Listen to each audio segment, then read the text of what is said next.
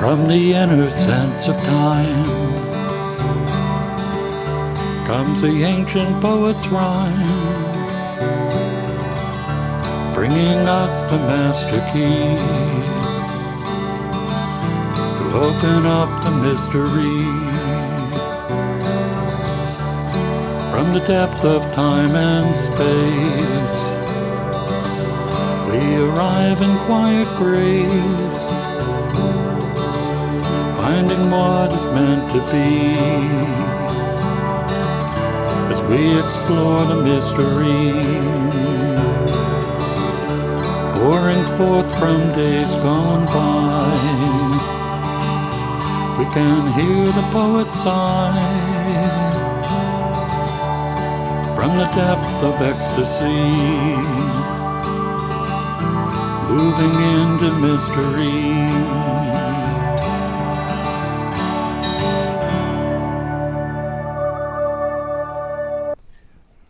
Hello and welcome again to Creative Connections. I'm your host, Gary Blanchard, and we're back for a second interview with artist and illustrator Ruth Sanderson. Ruth, I'm so glad to have you back for a second session because there's so much to talk about.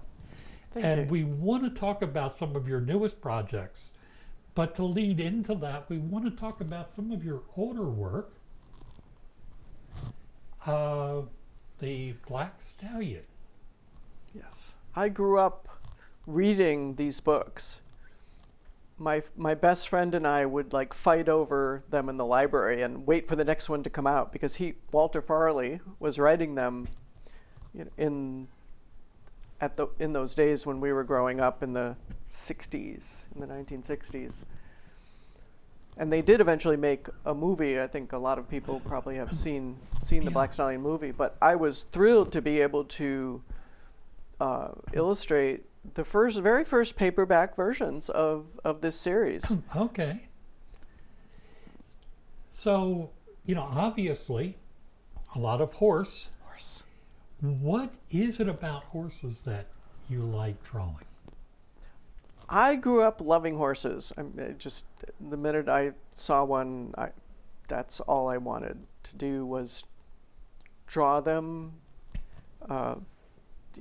see them, and eventually, after begging for years and years and years, my parents did buy me a horse. That was when I think was about 13, and my first oil painting was of a horse. So Okay. Horses have just been part of my life since I was very young. And what is amazing to me is that because I have seen horses up close, and in these pictures you see that muscle, you see the movement that is so utterly realistic. So these were done when? So the very first one, on the upper left, I believe was 1977.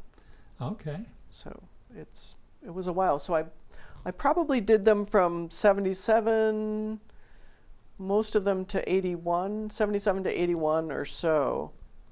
And then there was quite a gap. And after Walter Farley passed away, his son started writing them, and the one on the lower right, the young Black Stallion, was co-written by his son Stephen Farley. Okay.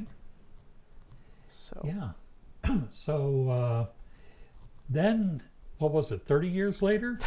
So I did a few other horse. I've done quite a few other horse stories, but in terms of a series of books, I started illustrating this series for the same publisher, for Random House, in 2009. So almost exactly 30 years later, they gave me another big series to illustrate. And these I illustrated the interiors as well, with pencil drawings. So there are about 20 illustrations, interiors in the books. And what was thrilling about illustrating this series was that it was written by a number of different authors. So Random House had the concept to do it, and then they invited different authors to write different books. Okay. And I asked them if they would be willing to look at a manuscript by my daughter Whitney, because she was starting to write and submit her work. And they said yes.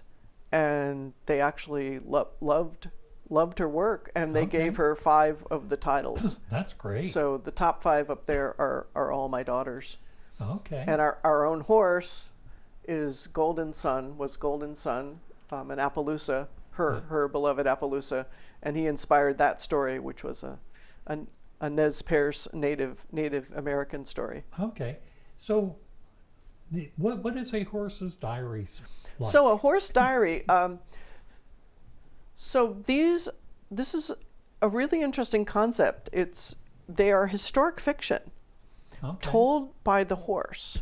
So think Black Beauty meets the American Girl series. So it's Elska, the very first one in the series, is set in the year 1000 in Iceland. So she is an Icelandic horse. Okay. So the stories are set in the time period that that breed was developed. And then, it's a normal plot. Things happen, and they're a great way to introduce children. It's for 8 to 12-year-olds. Yeah. So they're chapter books to history in a really fun way by hearing a story from a horse's point of view. And they're hearing it straight from the horse's mouth. Straight from the horse's mouth. Yes. So Penny was the final book in the series, and that takes place during the California Gold Rush, and it's about a paint horse. So Coda, let's see, and Darcy, what I like, Ireland. Is this drawn? The case, the cover, yes. Okay. So I painted that, and then they just made it a different color for each of the books. Yeah, because it looks like it's sewn. Yes. And it looks like it's got a little clasp with a lock. Like a diary. Like a diary would have had back in the days before our diaries were on our cell phones or whatever. And that was fun to design. Yeah. And it's interesting because it is that same basic thing, but then each horse is different and shown different angles and different colors. Yeah, and it helps you to we tend to think of horse in generic terms when there are so many types of horses and they look different. So different. Each breed looks very different. Yeah. So let's see what we have next. Yeah. Okay. So tell me this. You have a new here we book. Go. So can you see this? All right. Yep. So this is A Storm of Horses, which is my first picture book biography. Okay. And it is about a woman who paints horses. So we have a lot in common. There you go. But she lived 200 years ago. In fact, her birthday is coming up in March. She was born 200 years ago in March. Okay. So the book is just coming out. This is a preliminary copy. I think it will be out next week or the week after. Very soon. Very, very Wonderful. soon. And so you heard it here first at Creative Connections.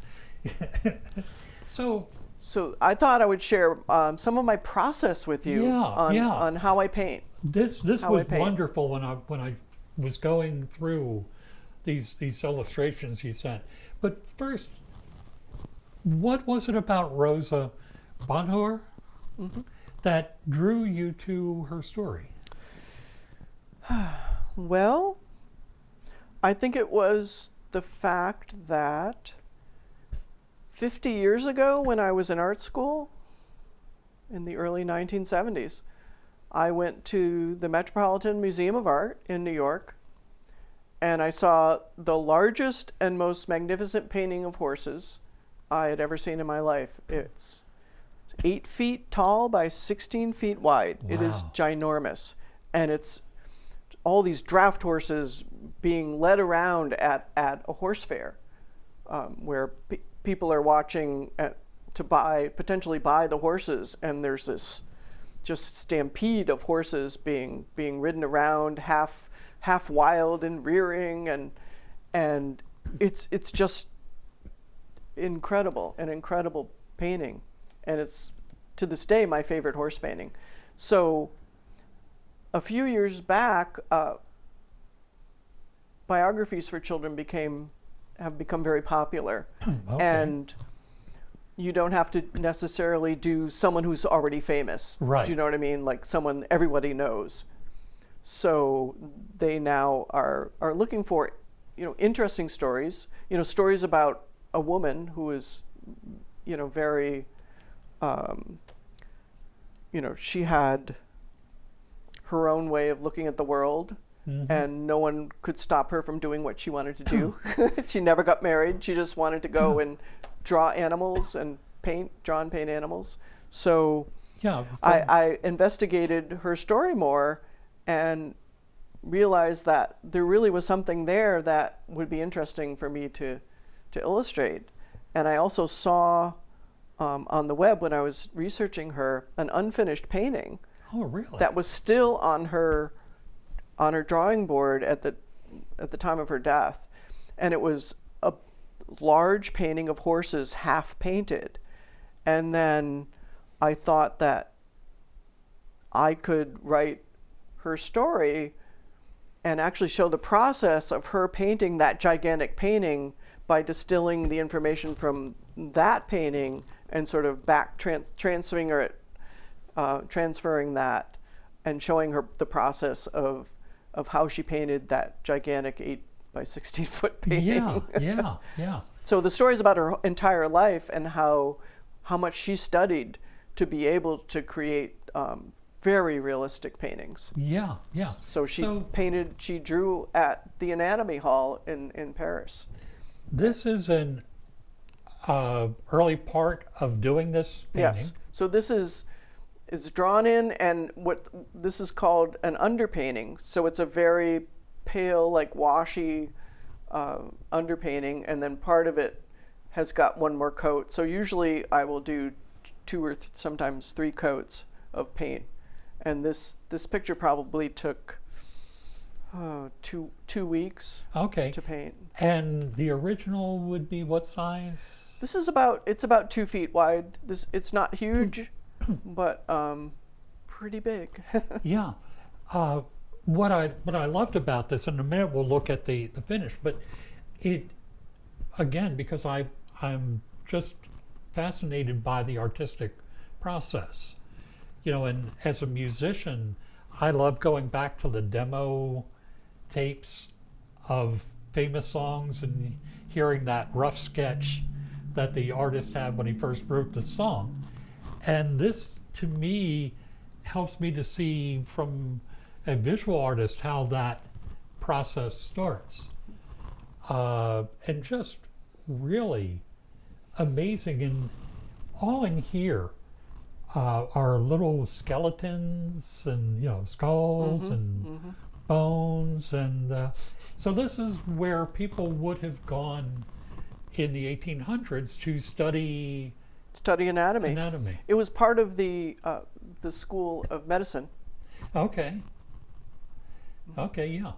And, we forget sometimes that artists really do need to be skilled in anatomy if they really want to bring it to life. So this, I believe, is the completed version. And now all these things are much clearer. The depth in the picture is... It's called atmospheric perspective, when the things in the background get lighter and lighter and lighter. It's sort of like going outside and you see in the distance the mountains are blue. Yeah. So you can do it artificially in an interior as well, and it sort of feels like the same effect. The reason I did it was that in the book I needed a place for the type to overprint. So it's not in a separate white area. The type overprints the picture on every single page. Oh, okay. So I needed an area to be light enough, and this is a pretty busy picture. So the only way I could do it was to just use atmospheric perspective and push back as you go back. Yeah. But the most difficult part was planning that transition. Right, yeah. So the period dress must be kind of a challenge too. Well, it was, however, in this case, Rosa Bonheur was actually quite famous during her own lifetime. Oh, okay. So there were quite a few paintings of her, and there were quite a few photographs of her. The photographs were often when she was a little older, but there were some photos when she was a teenager. So I was able to use some of those, her actual clothes. Okay. For the paintings. It was great. Yeah. So, and you used those also for her face? Well, it was a combination. So, on my desk I had, all the different photos that I could find of her.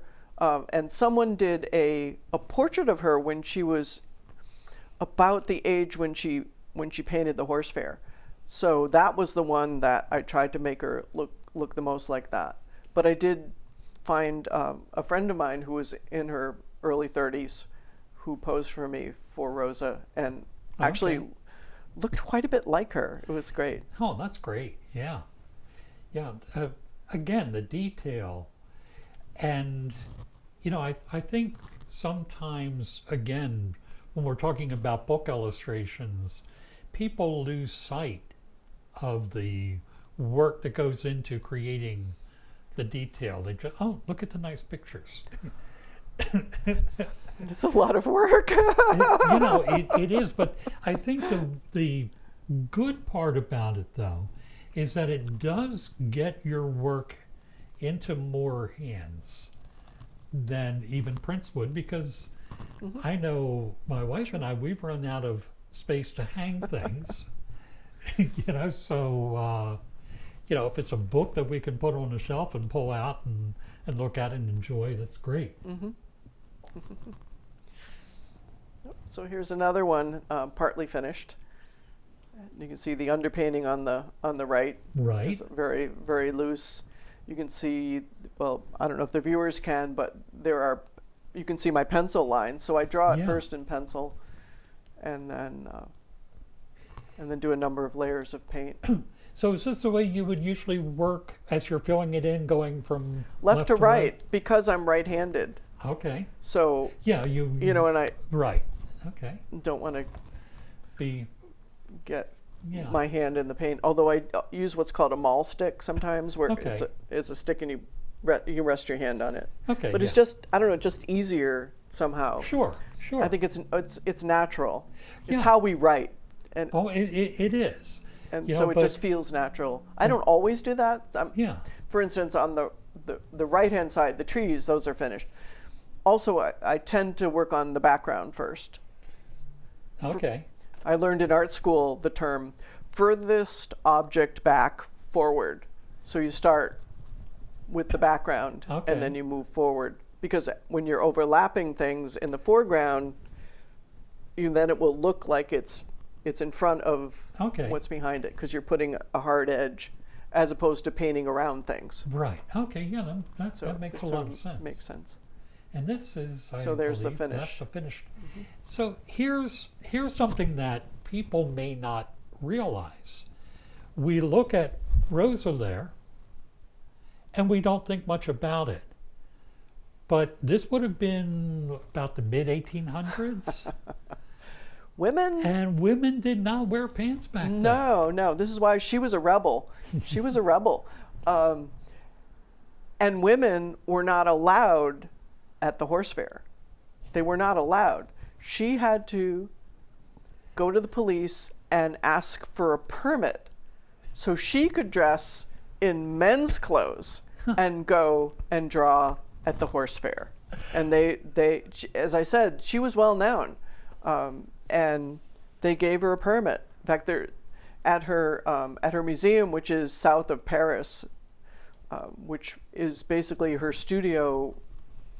It looks like she walked out yesterday. It's a wonderful, wonderful museum. They have the certificate from the police.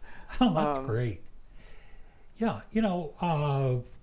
But that was daring. yeah, Women things we didn't do take that. for granted now. Because I would imagine most people would look at that and not think twice about it. Right. But it does say a lot about her and just her desire to be who she was and Yes. to do what she wanted to do. Mm-hmm. And, that can be very admirable. Yes. I found it so. Yeah.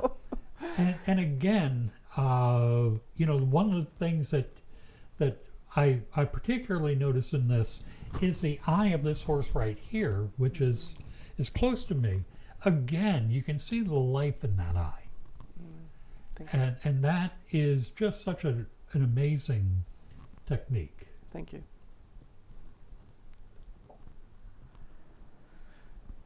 So here is a sketch of one of them. So all of the pictures that you've seen here in the interview have many different layers of work before I get to even starting to put paint on the canvas. They start with very small sketches, then with slightly bigger sketches, and then after I do the, take photos, then I do finished sketches and transfer that and draw.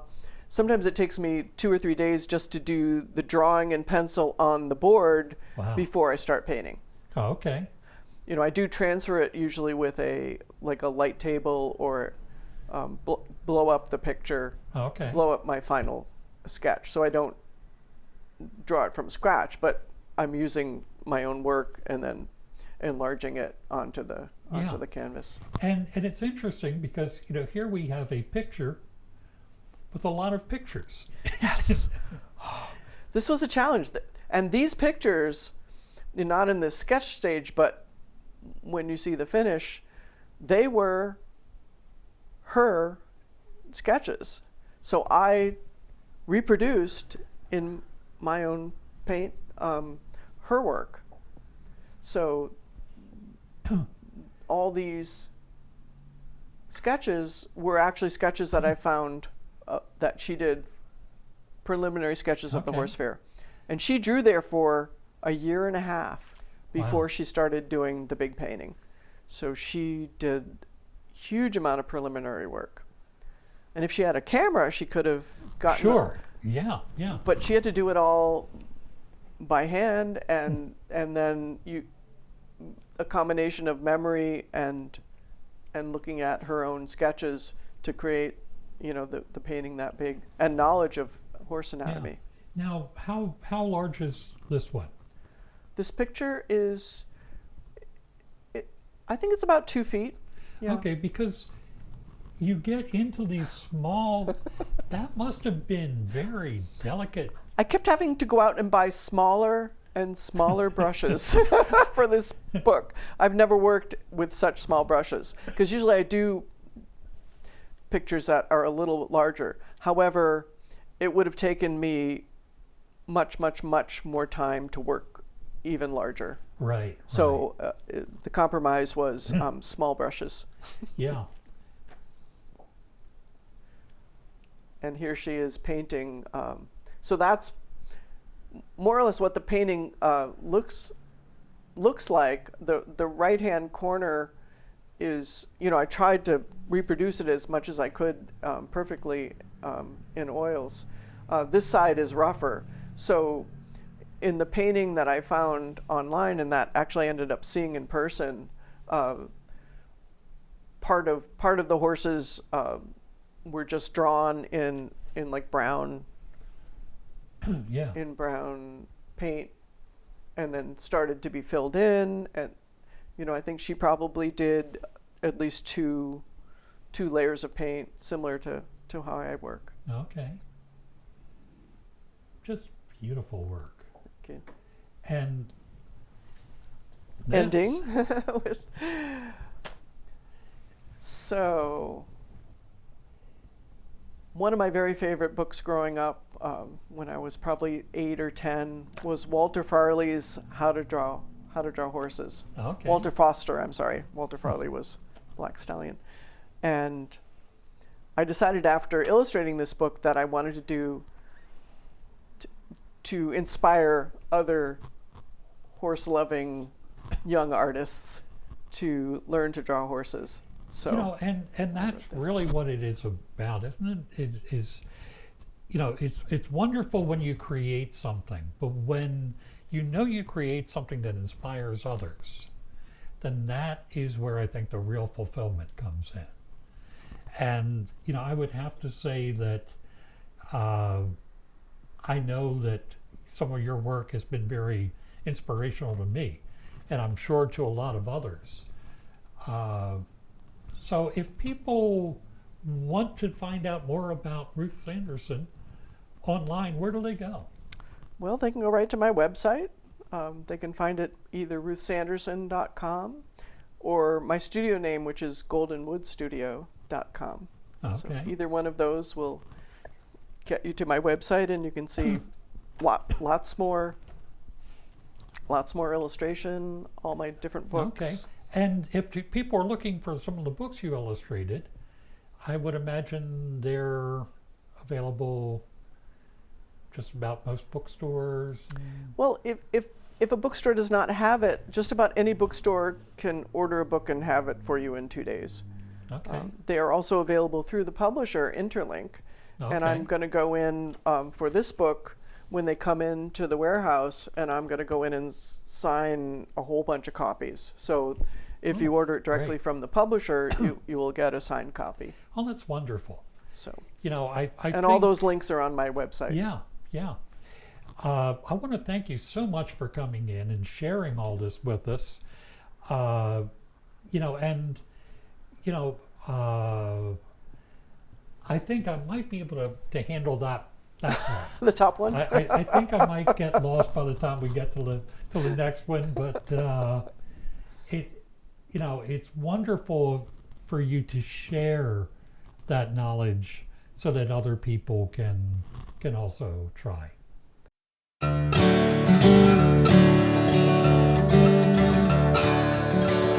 From the inner sense of time comes the ancient poet's rhyme,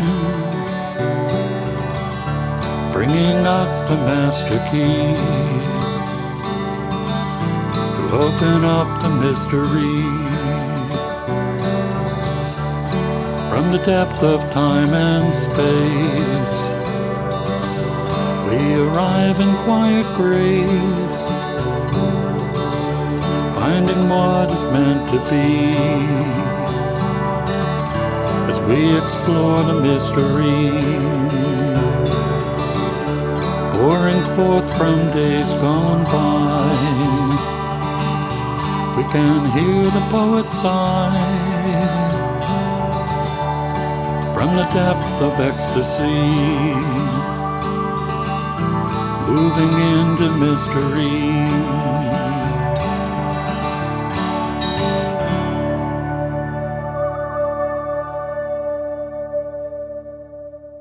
Thank you.